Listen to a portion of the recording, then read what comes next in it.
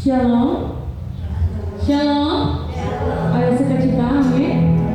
Mari kita sama-sama mulai ibadah kita pada hari ini. Terima kasih Tuhan Yesus untuk penyertaan-Mu yang begitu sempurna bagi setiap kami. Engkaulah Tuhan kami, Engkaulah Raja kami ya Tuhan.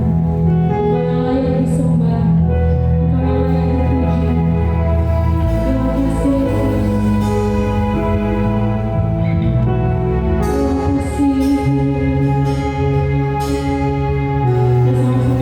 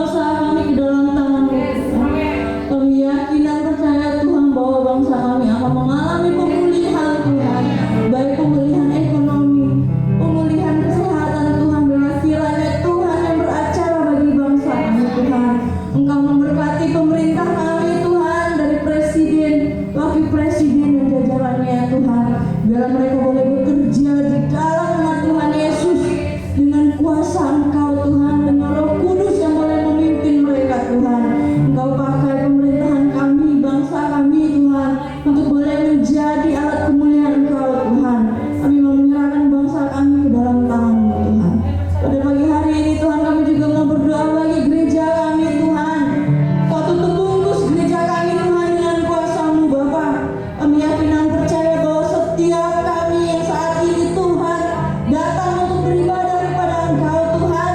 Engkau memberkati kami Tuhan, Engkau menjagai kami Tuhan, Engkau tutup bungkus kami Tuhan, supaya kami tidak Tuhan di dalam roh yang bukan daripada Engkau Tuhan. Kami yakin dan percaya bahwa roh Engkau yang ada di dalam kehidupan kami Tuhan. Kami mau menyerahkan Ibu Gembala kami dan keluarganya ke dalam tangan-Mu Bapa. Kau pakai kehidupannya Bapa, Engkau urapi di dalam nama Tuhan Yesus Tuhan.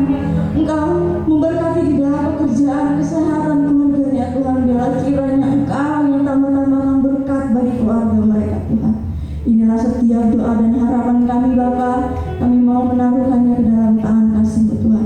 Hanya di dalam nama Tuhan Yesus yang sudah berdoa dan yang percaya, mari kita katakan amin. Shalom. Ada sukacita? Mari yang di rumah juga lambaikan tangannya. Saya bersukacita pada hari ini. Kita akan mengumpulkan persembahan. Yang di rumah boleh transfer ke rekening yang tertera ini. Kepada pasangan yang bersukacita.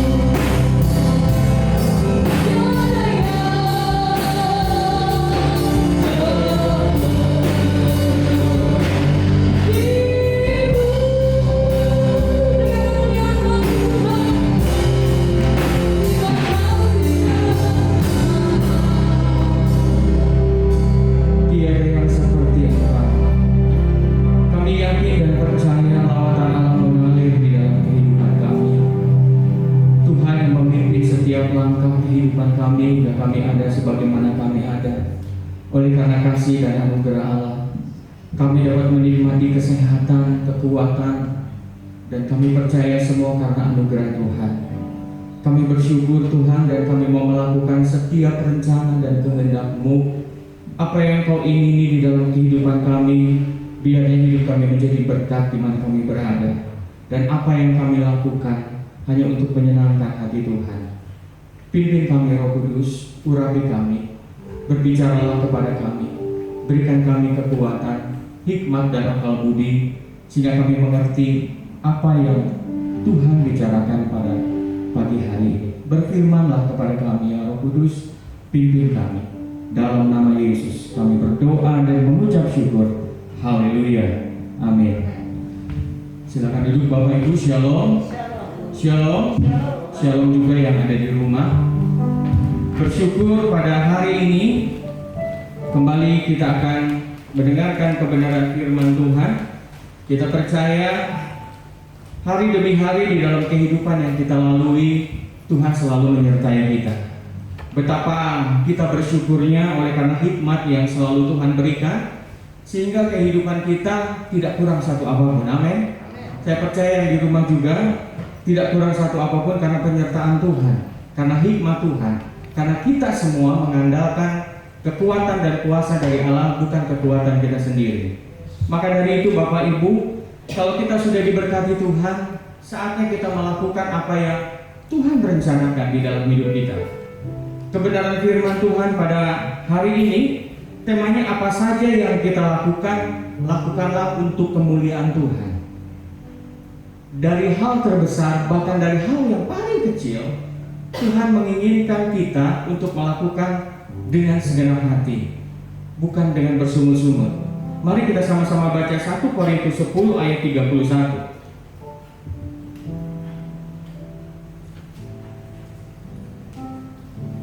Sudah ketemu? 1 Korintus 10 ayat 31. Saya bacakan ya. Aku menjawab, jika engkau makan atau jika engkau minum, atau jika engkau melakukan sesuatu yang lain, lakukanlah semua itu untuk kemuliaan Allah. Lalu kita baca Kolose 3 ayat 23 sampai 25. Kolose 3 ayat 23 sampai 25.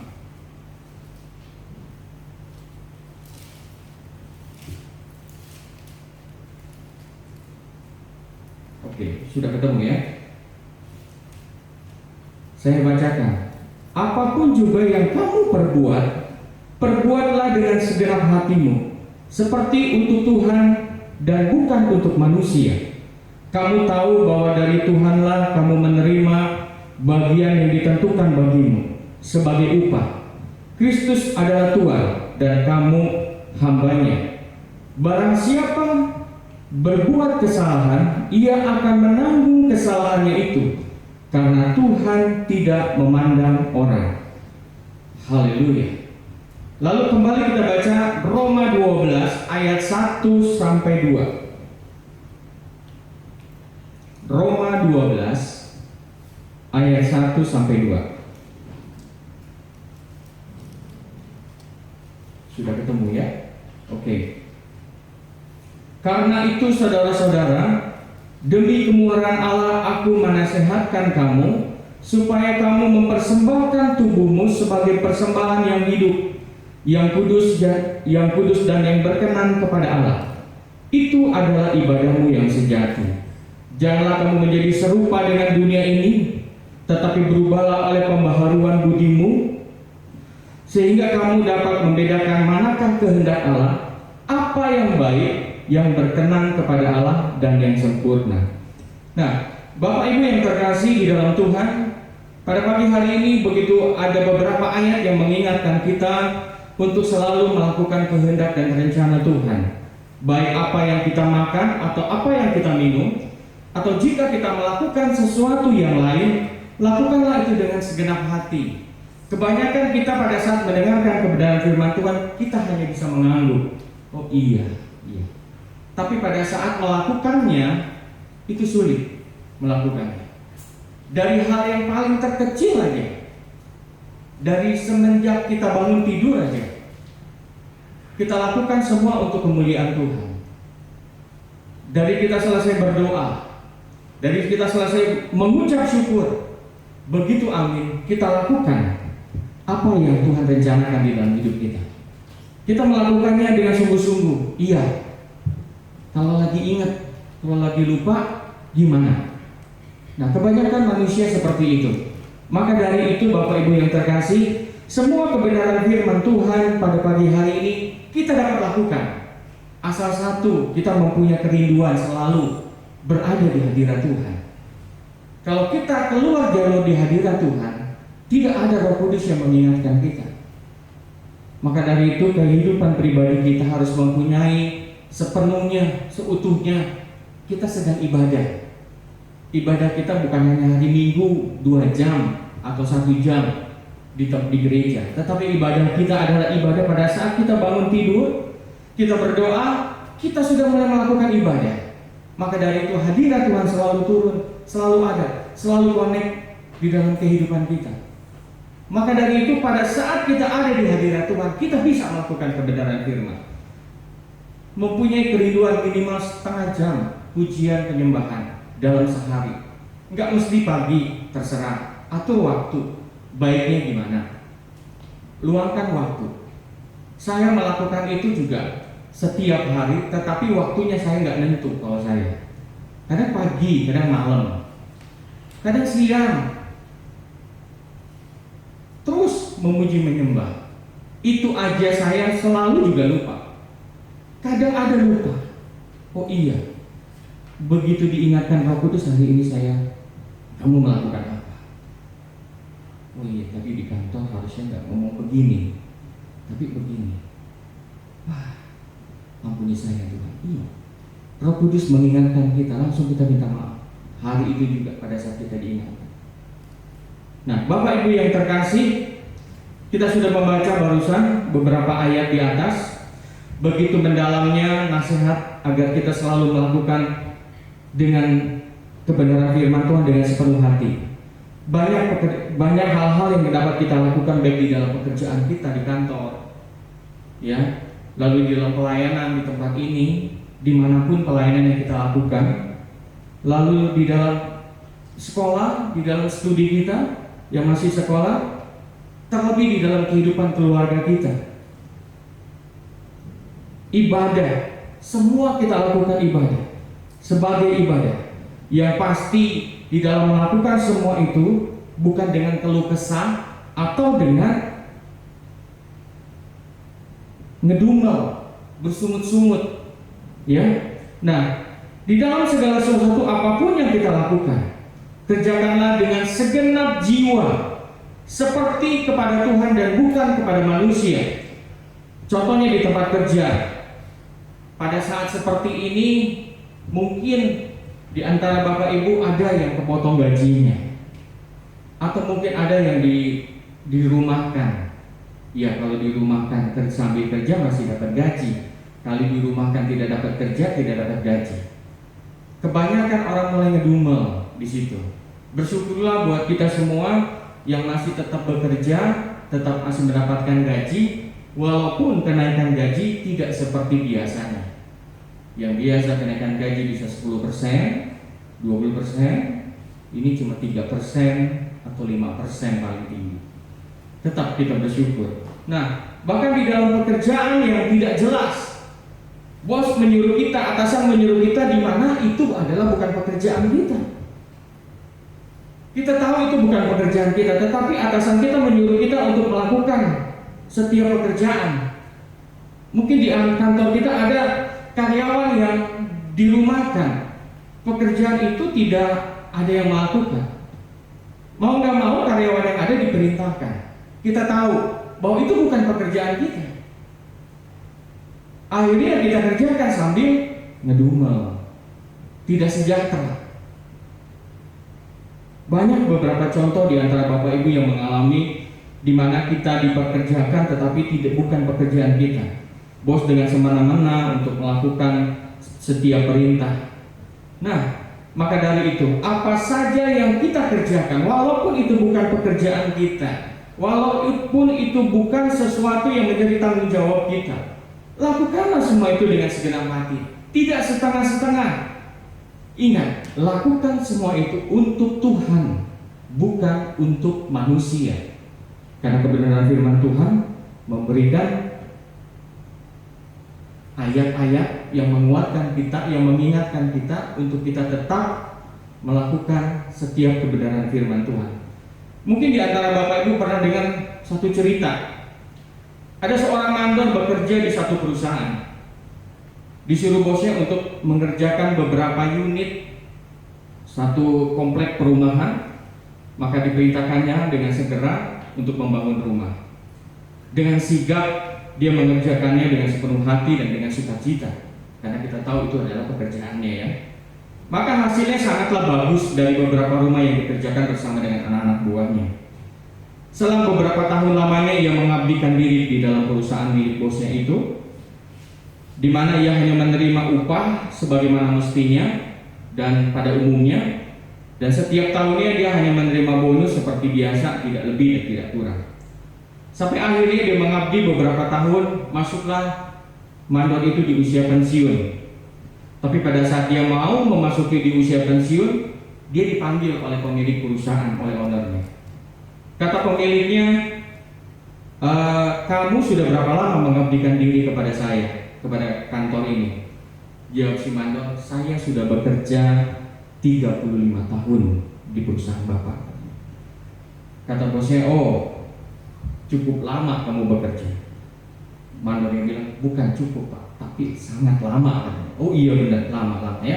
Berarti kamu mengabdikan diri hampir sama dengan perusahaan berdiri. Karena perusahaan berdiri 35 tahun. Kamu sudah ikut saya. Iya.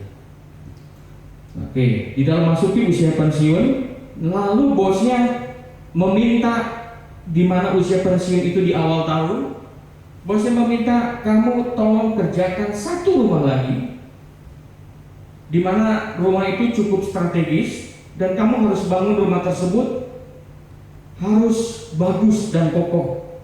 Gambarnya kamu siapkan sendiri aja, karena kamu sudah berpengalaman di dalam membangun rumah. Pokoknya kamu harus bangun rumah, kamu desain rumah, kamu bangun sendiri. Segala kebutuhan untuk membangun rumah sudah saya siapkan. Tinggal kamu kontak orang kantor, maka setiap kebutuhan akan langsung diantar ke tempat di mana proyek rumah itu. Kata mandornya, dia jawab dengan lemas, kira dalam hatinya, kirain mau dikasih bonus, disuruh bangun rumah. Iya deh, siap Pak Bos katanya. Ada-ada aja nih bos, hatinya si mandor. Udah tahu tinggal 7-8 bulan lagi masuk pensiun, malah keburu membangun rumah begitu gede. Akhirnya yaudah kerjain aja lah, yang penting dikerjakan intinya. Akhirnya rumah tersebut dibangun dengan kondisi waktu cukup nggak cukup dikejar. Dengan kata lain, rumah itu dibangun dengan ala kadarnya. Dengan waktu singkat, mandor itu langsung menyerahkan kunci kepada bosnya. Bos, saya sudah selesaikan perintah, ini kunci rumahnya. Begitu bosnya lihat rumahnya di proyek, oh bagus. Oke, kalau gitu nanti saya tinggal hubungi teman saya dan kunci rumahnya kamu kasih saya. Ya. Hilang harapan, karena memang dia nggak berpikir, karena itu rumah pasti buat temannya. Karena dia bilang saya akan hubungi teman saya, akan saya urus semua itu. Terima kasih, kunci rumah sudah sama saya. Oke. Lalu singkat cerita, bosnya berulang tahun. Setelah berulang tahun, giliran bosnya suruh niup lilin. Begitu dia suruh niup lilin, bosnya dikasih mic, suruh berbicara sepatah dua kata-kata. Bosnya bilang, saya bersyukur di usia sekarang tua ini saya masih diberikan kesempatan untuk hidup, karena saya tahu perusahaan yang saya bangun ini adalah bukan semata-mata keahlian saya, tetapi karena semua karyawan mendukung, di mana perusahaan ini sudah menjadi lebih dari 35 tahun. Lalu bosnya berkata-kata, saya menginginkan salah satu seorang yang sudah melayani saya, mengabdi di perusahaan sudah 35 tahun untuk maju ke depan. Akhirnya si mandor maju ke depan. Begitu maju ke depan, mandor ini sudah bekerja mengikuti saya 35 tahun, hampir seusia perusahaan. Maka dari itu pengabdiannya tidak akan sia-sia, karena di tahun bulan depan mandor ini akan memasuki usia pensiun. Maka sebagai tanda ucapan terima kasih saya memberikan satu kotak ini. Nanti Bapak bisa buka langsung di tempat ini, ya. Mandornya ke depan, lalu dikasih kotak itu. Lalu kotak itu cukup besar, sebesar A4. Dibukalah kotak itu, ternyata isinya sertifikat rumah. Lalu di bawah sertifikat rumah ada kunci rumah. Diterima sama mandor itu. Bapak Ibu, dari cerita ini, itu adalah rumah yang dia bangun sendiri. Dikasih semua fasilitas bosnya berikan, tetapi di akhir-akhir dia mengerjakannya tidak segenap hati, setengah-setengah dia mengerjakannya. Akhirnya menerima rumah tersebut ala kadarnya sesuai dengan apa yang dia bangun. Nah, intinya di dalam setiap perbuatan kita, di dalam setiap pekerjaan kita, di dalam setiap pelayanan yang kita lakukan, perbuatlah sebaik-baiknya sampai akhir dan jangan setengah-setengah. Sampai akhir, bahkan kehidupan sampai akhir, bahkan sampai akhir menutup mata, sampai kita berkenan di hadapan Tuhan, sampai kita selesai. Lakukanlah semua itu seperti untuk Tuhan, bukan untuk manusia, bukan untuk bosnya, tapi kita lakukan untuk Tuhan. Haleluya. Begitu juga dalam setiap pelayanan yang Tuhan percayakan kepada kita. Pelayanan apa yang Tuhan percayakan? Pelayanan apa yang sudah Ibu Gembala berikan buat kita?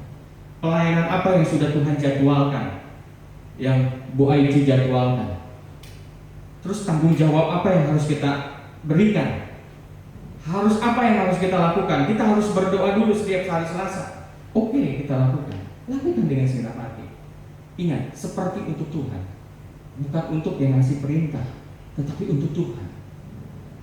Bahkan di antara kita mungkin ada melakukan sesuatu tidak sepenuh hati. Apapun yang kita lakukan, ingat, itu adalah bagian dari rencana Bapa, kehendak Bapa yang dikerjakan dengan segenap hati kita, bukan dengan bersungut-sungut atau bukan dengan hal yang membuat kita jadi down.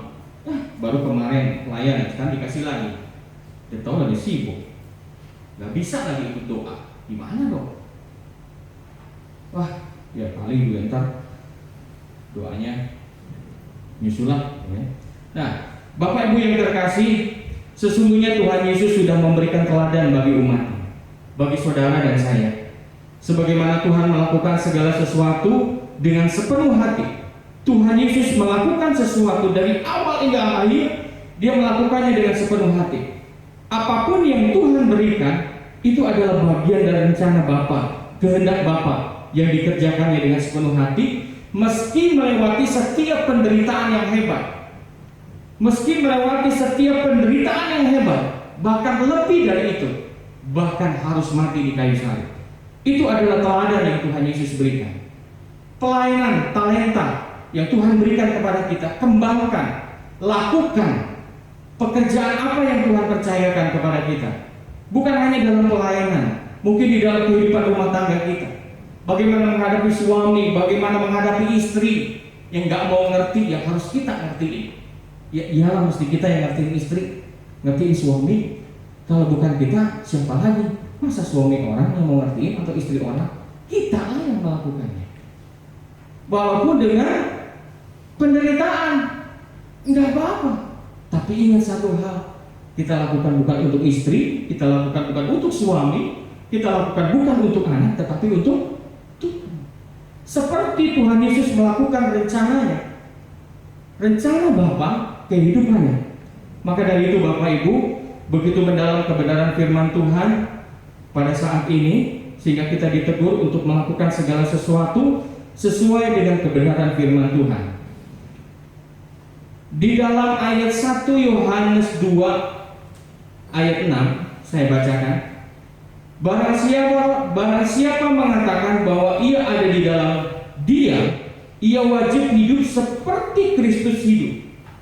Di sini kebenaran firman Tuhan menyatakan, barang siapa menyatakan bahwa ia ada di dalam Dia, artinya kita ada di dalam Kristus. Kalau kita sudah menyatakan iman percaya kita di dalam Kristus, berarti kita wajib hidup seperti Kristus. Kita wajib hidup seperti apa yang Tuhan Yesus lakukan, seperti Yesus melakukan kepada Bapa. Kita pun melakukannya hanya kepada Bapa, bukan kepada orang-orang yang menyakiti hati kita, orang-orang yang ada di sebelah kiri kanan kita, orang-orang yang ada di dekat kita. Siapapun orang itu, kita lakukan hanya untuk Bapa, untuk Tuhan Yesus. Mari Bapak Ibu yang terkasih, kita renungkan kebenaran firman ini. Kalau di dalam kehidupan kita sehari-hari, kalau di dalam kehidupan kita sehari-hari tidak menghasilkan buah apa yang kita lakukan, bisa jadi kita melakukannya tidak sepenuh hati. Bila kita melakukannya banyak hal tidak dengan sepenuh hati, maka hasilnya kita tidak dapat menerima buah itu dengan baik atau menerima hasilnya maksimal.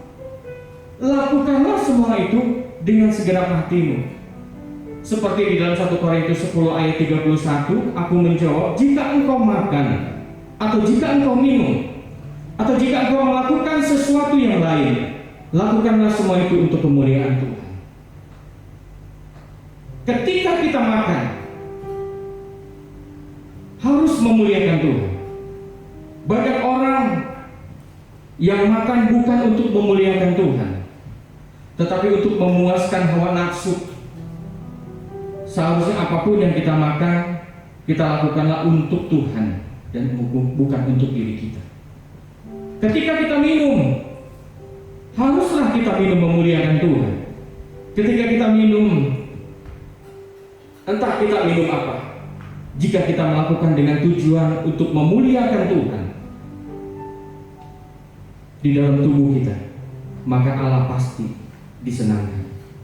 Itulah sebabnya mengapa Allah membenci para pemabuk, karena ketika mereka dikuasai oleh anggur, maka mereka akan berbuat dosa sesukanya, mabuk.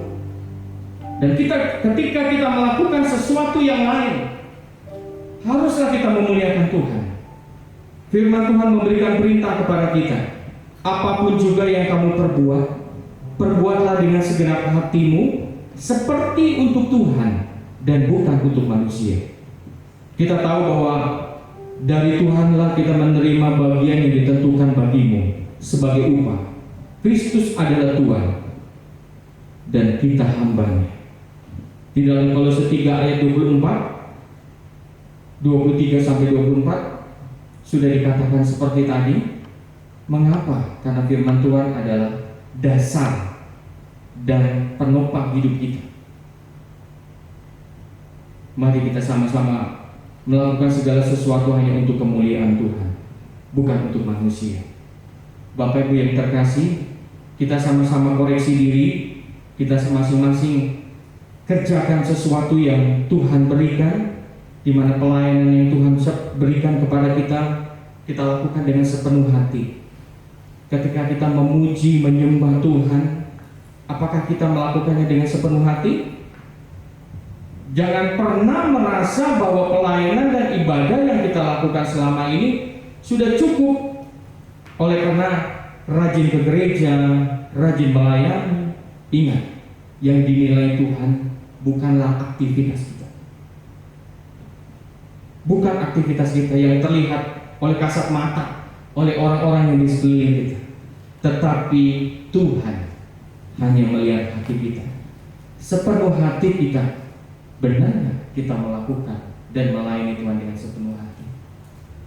Walaupun di dalam pelayanan ada yang menyinggung perasaan kita, sudah bagus kita lakukan, masih disalahin juga.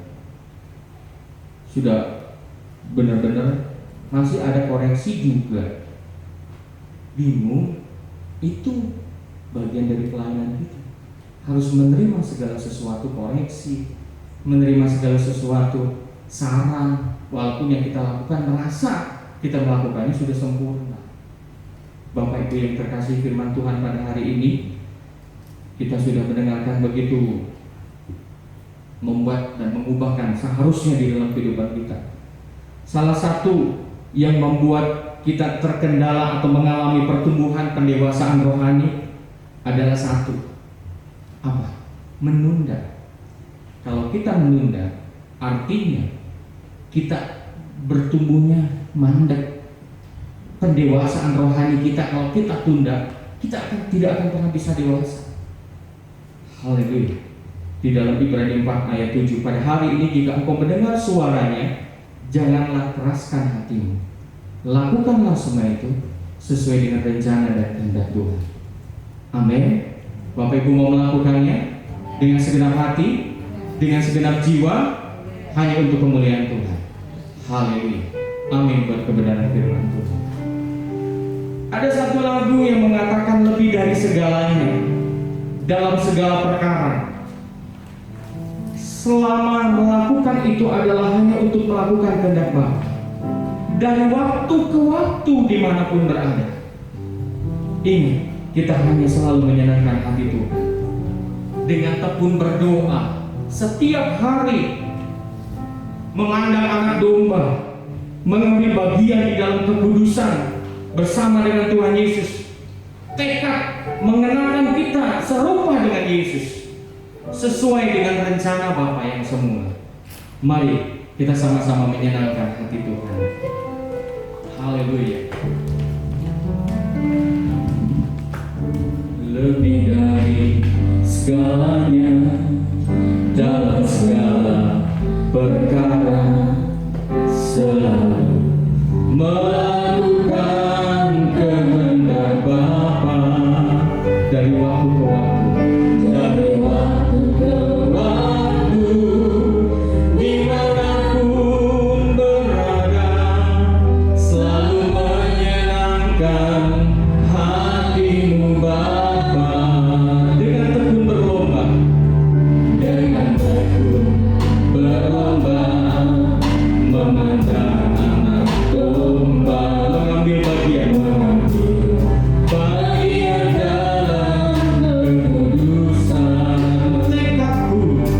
Tekadku mengenalkan serupa Yesus Tuhan, sesuai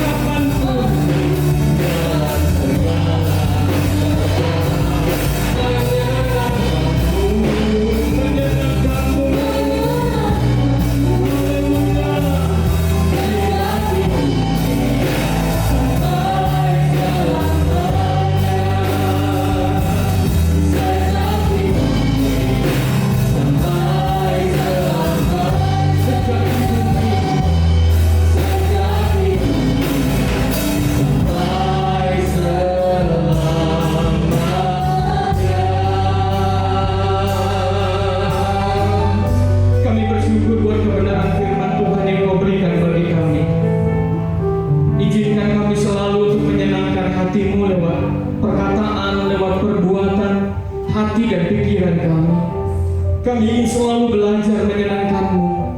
Pimpin kami Roh Kudus, berikan hikmat dan akal budi. Ingatkan kami selalu akan kebenaran firman Tuhan, karena kami ingin selalu berada di hadirat-Mu, sehingga kebenaran firman Tuhan yang sudah kami dengar dapat mengingatkan kami apapun yang kami lakukan, apapun yang kami makan, apapun yang kami minum, semuanya untuk menyenangkan hati-Mu. Kau melihat setiap hati kami yang bersungguh-sungguh di hadapan-Mu. Mari Roh Kudus, pimpin hidup kami, berikan hikmat dan akal budi bagi kami. Kami bersyukur Tuhan, kami ingin menyenangkan-Mu Bapa, sejak di bumi sampai selamanya.